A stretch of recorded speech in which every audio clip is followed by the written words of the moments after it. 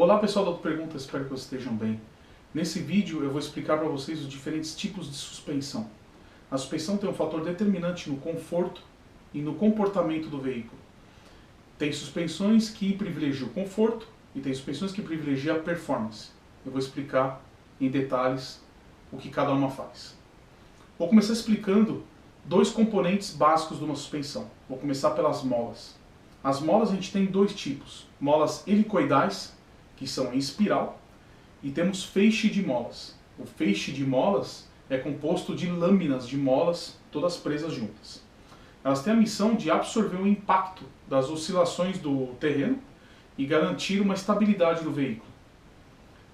Os amortecedores trabalham junto com as molas. Os amortecedores tubulares que a gente fala, eles atuam para regular a ação da mola, ou seja, vai impedir que o veículo seja impulsionado com a força da mola ou que a roda perca o contato com o solo.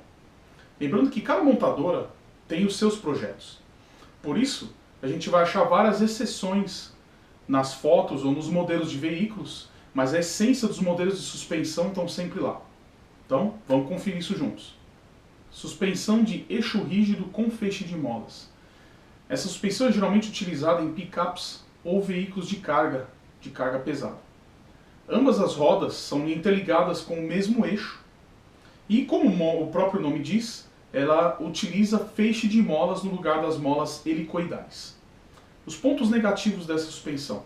Os componentes são pesados, o que aumenta o peso do carro, e o que acontece de um lado de uma roda, como as duas são interligadas com o mesmo eixo, acontece e afeta a outra. Ou seja, pode causar perda de estabilidade. Os pontos positivos é a durabilidade, que é uma suspensão muito resistente, e o baixo custo é a baixa manutenção. Eixo de torção ou eixo rígido.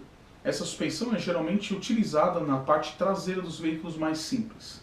Também utiliza um eixo de torção, um eixo que interliga as duas rodas, e utiliza molas helicoidais no lugar do feixe de molas que eu expliquei agora há pouco.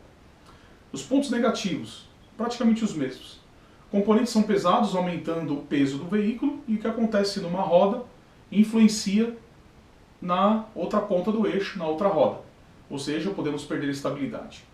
Os pontos positivos são os mesmos também, durabilidade e baixa manutenção e o custo da manutenção, que é bem viável.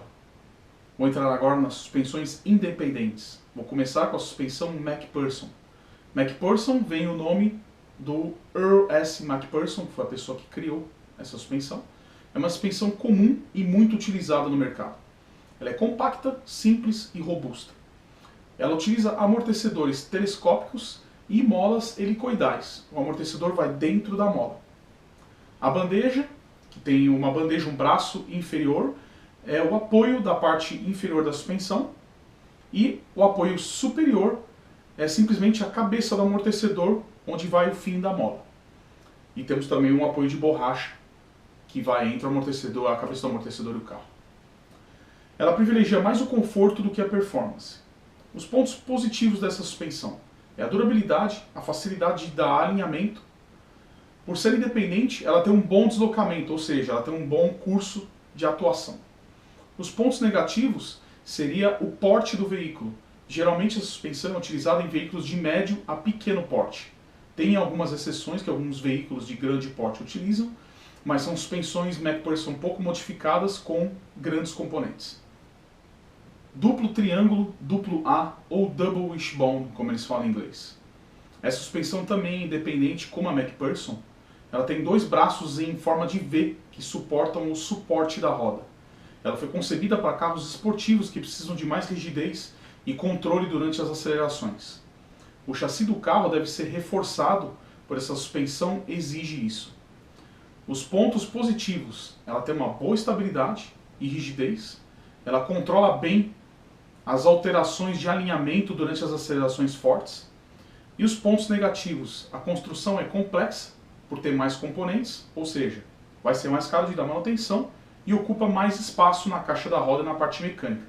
Mas isso é o problema dos engenheiros.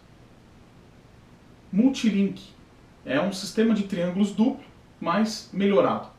Ela é usada geralmente em carros de luxo, utiliza de 3 a até 5 pontos, 5 braços para manter a posição do eixo, em vez de 2 braços como o Double Wishbone. A ilustração parece complicada, um monte de pecinha junta, mas o intuito é esse aí mesmo. Quanto mais ponto de apoio, mais precisão e mais controle.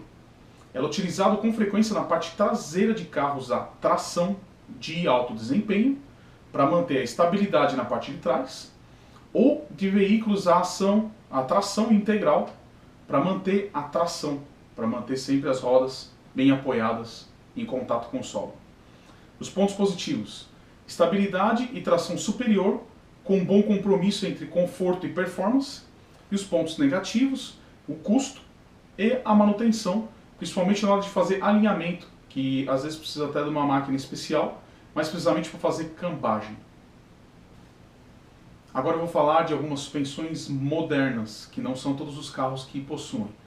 Suspensão magnética. A suspensão magnética foi criada pela Delphi, ou seja, General Motors.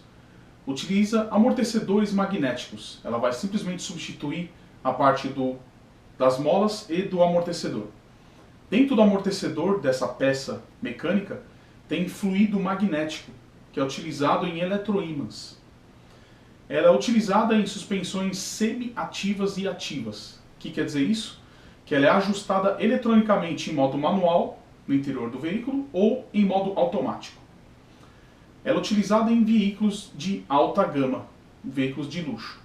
Os pontos positivos: o ajuste fica perfeito de acordo com o terreno, e os pontos negativos é o custo, que ainda está extremamente caro, e com certeza a manutenção a longo termo, que se estragar algum componente, custa caro. Suspensões a ar. A suspensão a ar não é uma novidade, mas todos os componentes foram bastante aprimorados com o tempo. Componentes principais: compressor, cilindro, manômetro e as bolsas. Originalmente ela substitui uma boa parte da mecânica da suspensão. Existem kits para carros que substituem os amortecedores e molas pelas chamadas bolsas. Os pontos positivos: é bastante ajustável, permite ter uma condução esportiva ou confortável, ou mesmo elevar o veículo quando enfrentamos algum terreno difícil. E as partes negativas: é uma opção muito cara, básica, é uma suspensão encontrada originalmente em veículos de luxo de alta gama, e o kit pode não ser extremamente caro, mas ele custa muito caro para dar manutenção. E pode ser perigoso também se quebrar uma das bolsas enquanto você está dirigindo. Um eixo pode descer repentinamente e desestabilizar o veículo. Quer testar o conhecimento de vocês? Peguem o carro de vocês e tentem descobrir que tipo de suspensão tem na dianteira e que tipo de suspensão tem na traseira. Bom pessoal, é isso aí. Espero que vocês tenham gostado do vídeo. Muita coisa boa está por vir, portanto, inscrevam-se no nosso canal. Perguntas? É para isso que serve Autoperguntas. Até a próxima, pessoal. Muito obrigado. Fiquem com Deus.